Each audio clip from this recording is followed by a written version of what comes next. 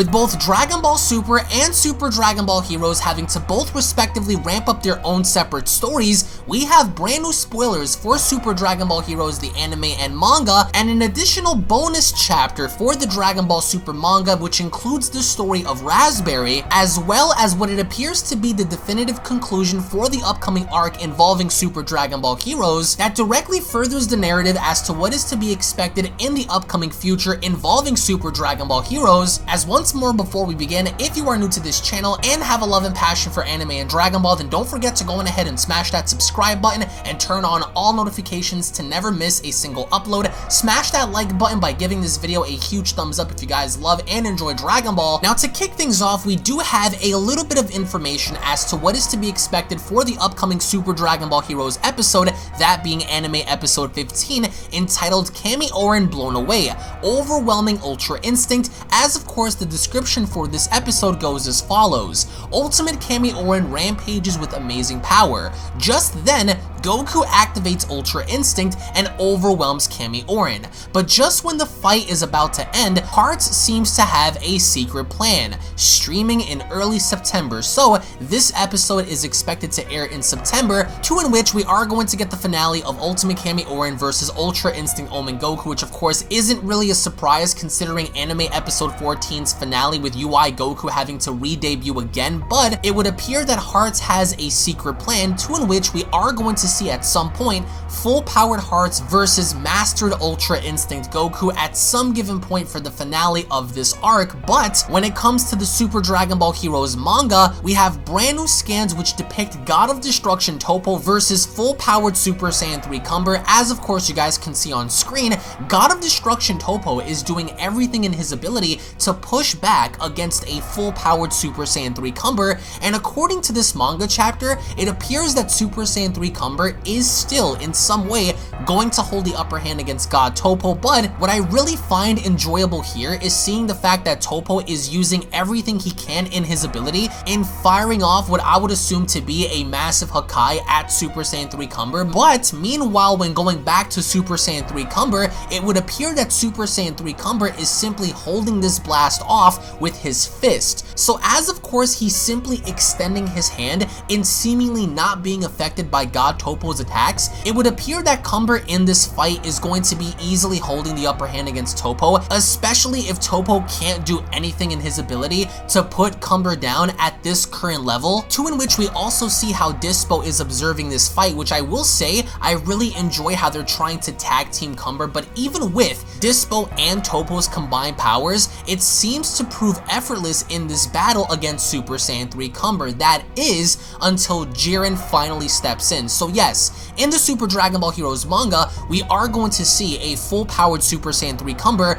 versus Jiren indefinitely in comparison to what we've seen in the anime. So Jiren is going to step in, Jiren is going to fight Cumber, but we also have a bit of information that further explains what the narrative might be like in the foreseeable future involving Zamasu and of course Hearts. But Lags here goes on to further explain that she does in fact serve a purpose, and one of her purposes in life is to fuel the universal seed in order for the deities such as the gods to finally fall. But by the end of it, as translated, it would appear that Hearts wants to in fact eliminate the Omni Kings, the Daishinkan, the gods, but he wants to restore freedom to humanity. And who is the one person that stands against humanity? Merge Zamasu. So what I find interesting here is how Hearts wants to enable a universe and have a universe be bestowed to where there are no authoritative figures, to where there is no Omni King, no angels, no gods. He wants the mortals to roam freely without any authority, but it would appear that Merge Zamasu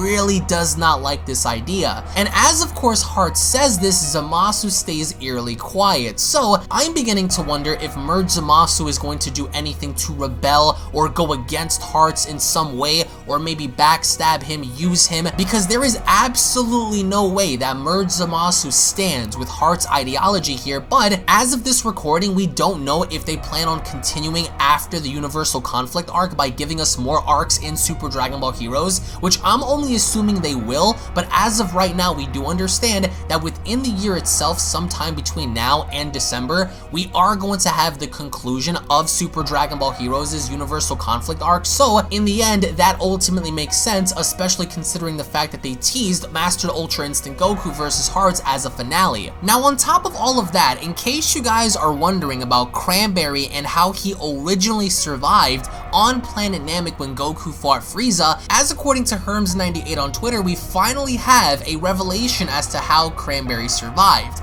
As of course, Herms went on to state, and I quote, "Age 762, just as Goku's battle with the invader Vegeta ended, far across the universe on planet Frieza, preparations for a certain plan had begun. Zarbon. We will now go with Lord Frieza to planet Namek to gather the Dragon Balls. Dodoria. This is a top secret mission using only the minimum number of personnel, so do your best. Cranberry. Dragon Balls? Those really exist? Zarbon, hey you. Don't speak out of your turn. We don't need soldiers who won't follow orders. I can kill you right now. Cranberry, my apologies." The narrator then goes on to state Cranberry was one of the soldiers who went to Namek. As of course he continues, however, he was beaten by the young warriors of Elder Mori's village. To in which on page 2 it continues, and ultimately killed by Zarbon's kick. The narrator goes on to then state time passed, and in the middle of Goku and Frieza's battle, a certain wish was granted. Popo, please resurrect all those killed by Frieza and his men. Narrator, of course Cranberry was resurrected too, since he was killed by Zarbon, one of Frieza's men. So now we understand how Cranberry was involved with Moro. Originally he was killed, but since the wish was made to bring back all those killed by Frieza and his men on Namek, Cranberry was one of those individuals. That's why Cranberry really wanted to stay as far away from Frieza and Moro in wanting to make his wish at the end to get away as far from everyone as possible. So this is how Cranberry was introduced in the Dragon Ball Super manga, was the fact that once that wish was made, he wanted to stay as far away from Frieza as humanly possible, which ironically enough, we are going to find out what happens to Moro later on this month on the 20th for the Dragon Ball Super manga chapter number 51 reveal, and seeing what Vegeta does on planet Yardrat and seeing what kind of plan Goku and the Daikaio come up with. So again, if you guys want to be up to date with that, then be sure to subscribe to this channel, as we are going to possibly break through 600,000 subscribers this month, which is a huge milestone in and of itself. But in case you guys are wondering, that's what happened in the manga that allowed Cranberry to now transition himself from the Frieza story into the Moro story. So by the end, I want to get your thoughts in the comment section below. Do you guys prefer the Super Dragon Ball Heroes manga over the anime? Do you guys prefer the anime over the manga? What are your thoughts on Moro? What are your thoughts on what Vegeta is doing on planet Yardrat? We did a video covering this just about a week ago, and there's so much content coming, guys, that I hope you guys enjoyed. Again, if you guys are new, hit that subscribe button, everybody. Turn on all notifications, hashtag notification squad. Give this video a big fat like. I do have some cool surprises lined up for you guys in the foreseeable future, so I hope you guys enjoy what I have coming. Tune back in for the next video, and I'll be seeing you all down in the comment section below. Take it easy, guys. Also, join my Discord, brand new Discord link located down in the description box below, alongside following me on Twitter. Thank you all so much for your time, and I'll catch you all down in the comments, guys. Take it easy. Peace. This is the Galactic Emperor of the Universe, and of course I'm here to tell you to subscribe